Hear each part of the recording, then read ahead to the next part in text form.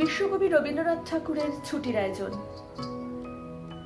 কাছে এলো পূজার ছুটি, রোদ্দুরে লেগেছে চাপা ফুলের রং, হাওয়া উঠছে শিশিরে শিরশিরিয়ে, শিউলির গন্ধ এসে লাগে যেন কার ঠান্ডা হাতের কোমল সেবা।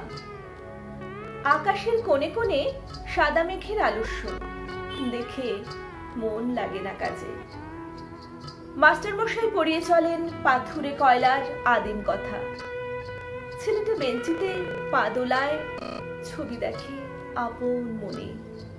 কমল দিঘির ফাটল ধরা খাট আর ভঞ্জদের পাঁচিল ঘেঁষা আতা গাছের ফলে ভরা ডাল। আর দেখে সে মনে মনে তিসির খেতে গোয়ালপাড়ার ভিতর দিয়ে রাস্তা গেছে এঁকে বেঁকে হাটের পাশে নদীর ধারে। কলেজের ইকোনমিক্স ক্লাসে খাতায় ফর্দ নিচ্ছে টুকে, চশমা চোখে মিডল পাওয়া ছাত্র। হালের লেখা কোন উপন্যাস কিনতে হবে, ধারে মিলবে কোন দোকানে।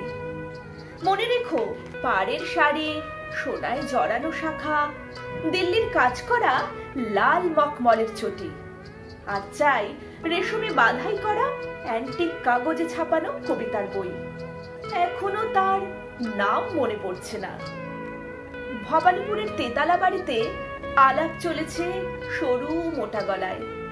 এবার আবু বাহার না মাদুরা, না ডালহৌসি কিংবা পুরী, না সেই চিরকেলে চেনা লোকের দার্জিলিং। আর দেখছি সামনে দিয়ে স্টেশনে যাবার রাঙা রাস্তায় শহরের দাদন দেয়া দড়ি বাঁধা ছাগল ছানা 5টা 6টা করে। তাদের নিষ্ফল কান্নার স্বর ছড়িয়ে পড়ে কাশের ঝালর দোলা শরতের শান্ত আকাশে।